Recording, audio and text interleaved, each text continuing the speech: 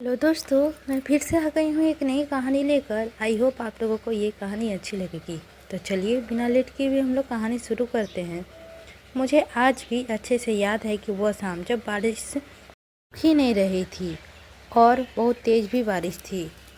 सीमा तो उस समय 20 साल की थी और मुझसे ट्यूशन पढ़ने आया करती थी। अपने घर नहीं जा पाती थी। उसके पापा ने मुझे फ़ोन करके कहा, आज सीमा आपकी मम्मी के पास ही रुक जाएगी बारिश की वजह से। उसके पापा ने मुझे फ़ोन करके कहा, आज सीमा आपकी मम्मी के पास रुक जाएगी बारिश की वजह से। इधर आने में कोई रास्ता नहीं है और सुबह तक रास्ता साफ नहीं होगा तो अच्छा नहीं होगा।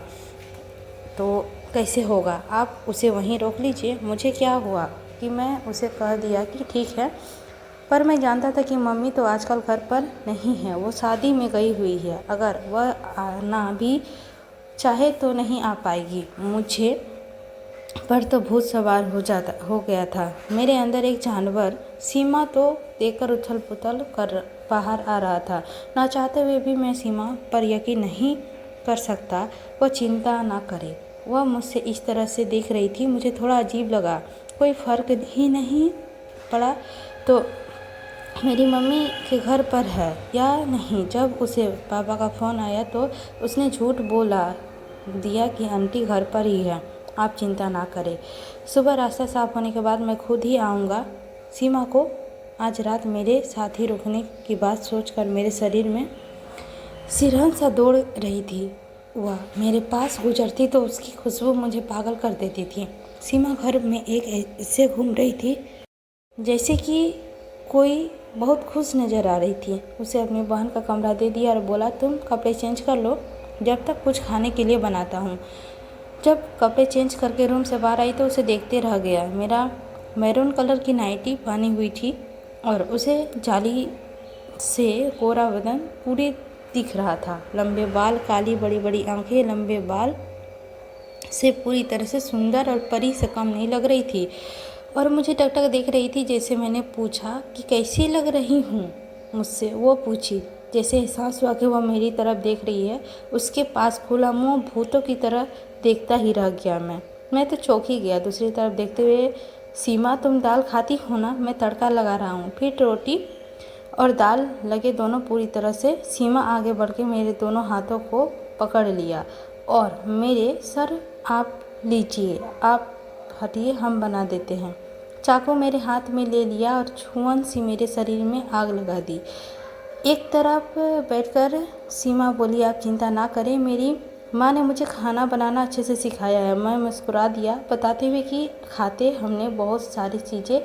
मुझसे आज मैं इतनी प्यारी हो, तुम्हें सारी बातें भी करती है, वरना आज से पहले आती, पढ़ती और चली जाती। ऐसे ही हमने बहुत सारी बातें की और खाना भी खाया और अपने अपने कमरे में सोने चले गए। बाहर से बारिश और बिजली कड़कने की आवाज़ आ रही थी, बहुत तेज़। लगता था बाहर तूफान आया है, लेकिन वो तूफान मेरे अंदर उठने वाला है ये पता नहीं था। तूफानों से थोड़ा कम ही होगा। मुझे नींद नहीं आ रही थी और मुझे रह रह कर सीमा की याद आ रही थी। मैंने मन कर रहा था कि अभी उठकर उसके पास चला जाऊं, लेकिन अपनी बाहों में भर के उसे खूब सारा प्यार दूं। मुझे तो हिम्मत ही नहीं हो रही थी कि तभी दरवाजे से खटखट आवाज़ आई। मुझे पता था कि सीमा ही है, क्योंकि घर पर और कोई भी नहीं था।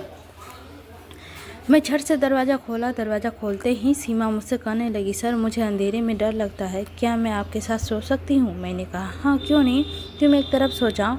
मैंने सीमा को बेड की एक तरफ इशारा करते हुए कहा। वह एक तरफ लेट गई और दरवाजे बंद करके दूसरी तरफ लेट गया, पर मुझे नींद नहीं आ रही थी। ऊपर से सीमा उस नाइट सूट में कुछ इस तरह से बेड पर पड़ी थी कि मैं चाह रहा था कि बस उसे देखता रह जाऊँ। बाहर एकदम बिजली कड़की, जैसे हर डर से हर लड़की डर जाती है। एकदम डर गई। उसे मैं बस देखता ही रह गया। बिजली कड़की, उससे बहुत डर लगा। आँख खुल गई और दोबारा बिजली कड़कने पर डर के लेटे लेटे ही आकर मेरे सीने से चिपक गई। मैंने पूछा, सीमा यह क्या कर रही हो? उसने कहा, सर मुझे बिजली से बहुत ज़्यादा डर लगती है, मुझे ऐसे ही सोने दीजिए। मैं आगे कुछ नहीं बोल पाया, बस अपने कंबल में उसे छुपा लिया। बहुत देर तक उसे मैंने ऐसे ही अपने सीने में चिपकाए रखा। फिर मुझे एहसास हुआ जैसे उसकी आंखें खुली हो, तो मैं थोड़ा नीचे देखा।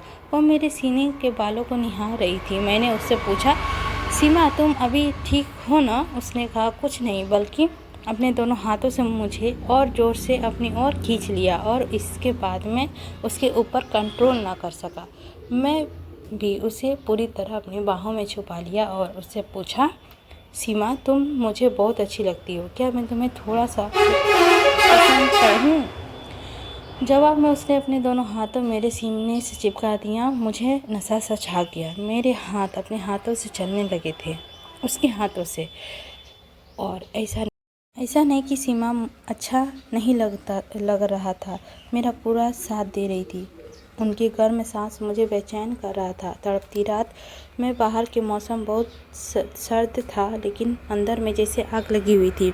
अब मैं कंट्रोल नहीं कर पाया। मेरे हाथों को तेज मेरे और सीमा के बीच की हर बाधा को एक एक करके खोल रहे थे और दूर फेंक रहे थे।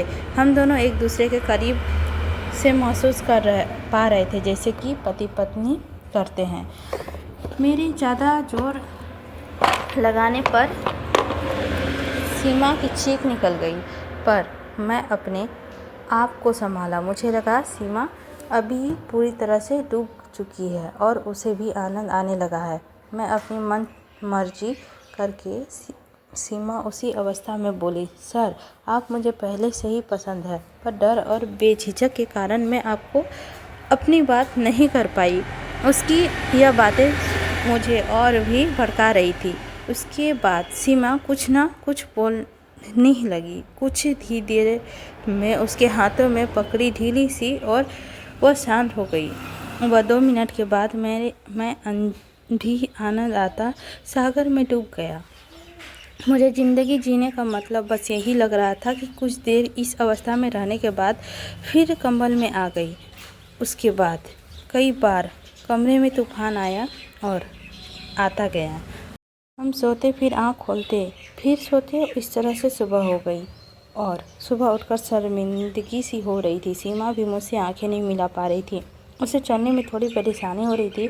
उसके पापा चले गए मुझसे बिना कुछ कहे और फिर कभी नहीं आई। मैं उससे मिलने के लिए तड़प रहा था।